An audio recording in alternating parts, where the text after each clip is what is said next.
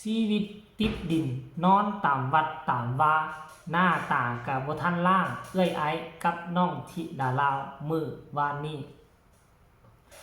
สบายดี FC แฟนคลับตอนเศร้าๆมาพบมาพ่อกันคลิปนี้ครับ FC แฟนคลับน้องธิดาลาว FC แฟนคลับของหมู่บ้านศรีวิไลบ่ว่าจะอยู่ทางฝั่งไทยฝั่งลาวมาพบมาพ่อกันเศร้านี้ยังติดตามการเคลื่อนไหว2 วันติดกันของน้องธิดาลาวกับทีมงานบ้านศรีวิไลได้รับความเมตตาจากพระอาจารย์อยู่วัดดังแห่งหนึ่งเนาะทั้งชื่อวัดอย่างเนาะวัดลืออำนาจท่านผู้ชมวัดลืออำนาจทางจังหวัดอย่างเนาะบนี้เนาะ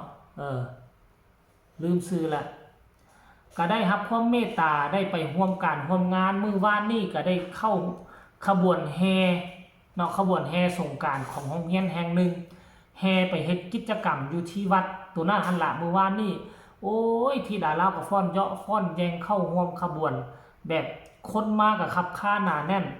มีฮอดนายอำเภอผู้ใดผู้รักผู้ใหญ่ของบ้านของเมืองก็ได้มาร่วมการร่วมงานนำหลังจากนั้นพวกเจ้าน้องธิดาลาวก็ได้รำได้รำอยู่ต่อหน้ามหาชนมีพ่อแม่ประชาชนแล้วก็มีทั้งข้าราชการมีทั้งพระผู้ใหญ่เข้ามาร่วมนำน้องธิดาลาวกับเอ้ยไอ้กับพากันโซน้ำเสียงลีลาเนาะอันก่อนหลอกก่อนล้ำถวายแก่พระเจ้าใหญ่แม่นบ่ล่ะพระเจ้าใหญ่อยู่ที่วัดแห่งนั้นซึ่งเป็นที่สักการะบูชาของประชาชนอยู่แถวนั้นเนาะหลังจากนั้นก็หายเงียบไปก็เห็นตอนไปกินข้าวกินน้ำพุ่นละ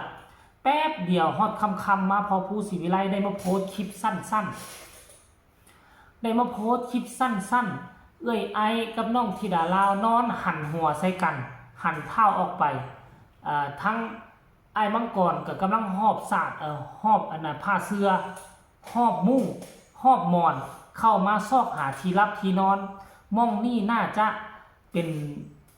ห้องรับประทานอาหารหรือว่าห้องห้องสั่นเข้าของพระอาจารย์มีโต๊ะมีตังและมีแอร์คักแน่ท่านผู้ชมซึ่งน่าจะเป็นห้องรับห้องให้กับทีมงานศรีวิไลเห็นว่าล่ะห้องรับห้องนี่บ่จำเป็นต้องหรูหราคือกันกับศิลปินวงใหญ่บ่จำเป็นต้องได้ไปจองห้องห้องแฮมให้มันเสียการเสียงานเป็นห้องรับแขกของครูบาอาจารย์อยู่ทางวัดหั่นทีมงานของศรีวิไลของพวกเขาก็สามารถนอนได้แต่ว่าที่เอะใจเนาะที่สังเกตน้องธิดาลาวกับเอ้ยไอ้นอนมื้อวานนี่เนาะเป็นการลิ้นสงกรานต์บ่การแห่ขบวนของสงกรานต์มันต้องมีการปะแป้งกันมีสัญลักษณ์มีหลักฐานหน้าผากกับแก้มของน้องธิดาลาวกับเอ้ยไอ้มีแป้งขาวๆติดอยู่หรือว่าพระอาจารย์เพิ่นลงยันลงอันนั้นให้บ่เสกอันนั้นให้บ่อะไรมีการจอกการจ้ำแล้วนี่บ่ยอมล้างหรือว่าทั้งสองเอ้ยน้องบ่อาบน้ำก่อนนอนกันแท้ท่านผู้ชม FC แฟนคลับโยพอผู้ก็มาถ่ายไว้เป็นหลักฐานแล้วก็เอามาโพสต์ลงว่าซันเดย์ทุกคนเลยเนาะอันนี้พวกเจ้าเห็นบ่รายละเอียดให้ทุกคนไปชมคลิปนี้นำกันเป็นคลิปสั้นๆแล้วจะมาพ้อกันในช่วงต่อไปขายเรียนก่อนเพราะว่าเป็นมันก็สิเป็นจังซี่แหละขายของอยู่โรงเรียนมาซื้อคนทำงานนอนหลับอันนี้ก็ทำงานนอนหลับเมืองโลกใครแต่ละคนไอ้เมื่อก่อนพันยอมนอนน้ำมุ้งนอนในห้องนี้แหละครับห้องรับรองมีโต๊ะมีอะไรแต่เราไม่จัดหรอกเพราะว่าตอนเช้าเราจะขี้เกียจลุกขึ้นจัดมีแอร์ให้ย่างดีเด้อนอนในวัดด้วยนี่เห็นว่านอนในวัดก็มีแอร์อยู่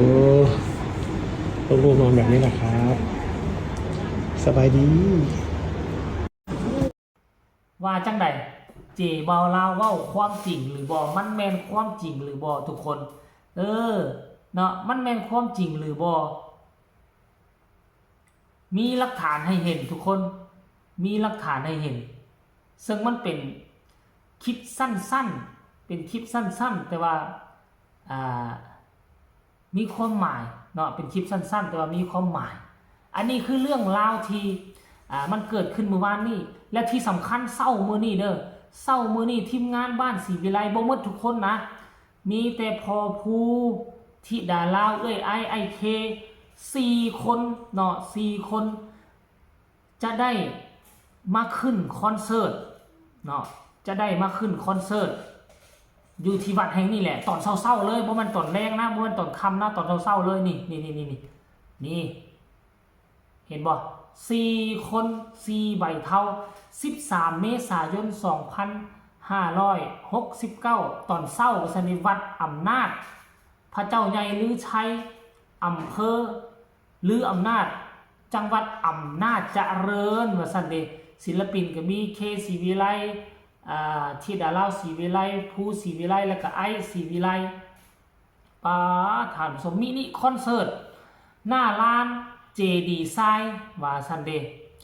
วัดลืออำนาจ8 โมง50 โมงเช้าเดี๋ยวนี้ก็8 โมงยังแล้วห่วยนั่นแสดงว่าน้องธิดาลาวก็แต่งตูเกี่ยมเข้าเกี่ยมคองแล้วสันตัวทานผู้ชม FC แฟนคลับน่าจะเป็นเวทีติดดินคือเก่าบ่หรือว่าจะมีเวทีวงหมอลำซิ่งให้ขึ้นก็ต้องให้ติดตามอย่างใกล้ชิดไปนำช่องลักเพจลักของพ่อภูศรีวิไลก็แล้วกันบ่ว่าจะเป็นทางช่อง YouTube บ่ว่าจะเป็นแฟนเพจเนาะแม่ไอ้ก็คงจะถ่ายคลิปถ่ายวิดีโอถ่ายรูปภาพลงมานำเสนอให้บรรดา FC แฟนคลับทั้งใกล้และไกลแล้วค่อยก็จะไปสอดส่องเบิ่งคันผู้ใดบ่ทันไปเบิ่งช่องนั้นก็สามารถกดไลค์กดแชร์กดติดตามช่องเจบ่ลาวเอาไว้ก็ดีคือกันเนาะเดี๋ยวค่อยจะนำพาทุกฝีก้าวแต่ว่าตอน10 โมงมื้อนี้ค่อยก็มีภารกิจที่สำคัญคือการไปผูกคอต่อแขนออกกรรมเนาะเด็กน้อยเกิดใหม่เขาเจ้าอยู่กรรมมาก็เกือบเดือนแล้วเขาเจ้าถือเอามือนี้ซึ่งเป็นมือวันปีใหม่ไทยเขาเจ้าผูกคอต่อแขนห้วยมีการล่มงอกล่มงัวพุ่นได้มาเบิ่งว่าเขาเจ้าสิมีซอยจอกซอยจุบ่เดี๋ยวค่อยไปแล้วค่อยก็สินำเสนอให้ FC แฟนคลับได้เบิ่งว่าการออกกรรมมัดขวัญน้อยเด็กน้อยเกิดใหม่สิเป็นแนวใดเนาะแล้วค่อยก็สินำเสนออีกครั้งนึงก็แล้วกันเนาะสำหรับคลิปนี้ก็น่าจะฝากฝังเอาไว้ซ้ำนี้ให้ FC แฟนคลับของน้องธิดาลาว FC แฟนคลับของบ้านศรีวิไลเข้ามากดไลค์กดแชร์กดติดตามให้แน่ที่สำคัญจะกดข้ามโฆษณาแล้วท่านใดมีคำตำหนิติชมคำคิดคำเห็นอยากชงข่าวอยากอวยพรปีใหม่ให้กับครอบครัวศรีวิไลให้กับน้องธิดาลาวให้กับน้องอายแห่งวงเสียงวิหกหรือว่าอยากอวยพรเจบ่ลาวก็สามารถส่งข่าวมาได้ทางใต้คอมเมนต์พากันมาคอมเมนต์หลายๆเนาะให้ AI มันดังแน่กดไลค์กดแชร์หลายๆไปให้แน่ช่วยกันนะท่านผู้ชมปีใหม่เจบ่ลาวบ่ต้องการอีหยังหลายต้องการแต่คำคอมเมนต์การกดไลค์กดแชร์แล้วก็กดไลค์ให้เจบ่ลาวเท่านั้นแหละสำหรับคลิปนี้ก็ลาท่านผู้ชมไปก่อนสบายดีปีใหม่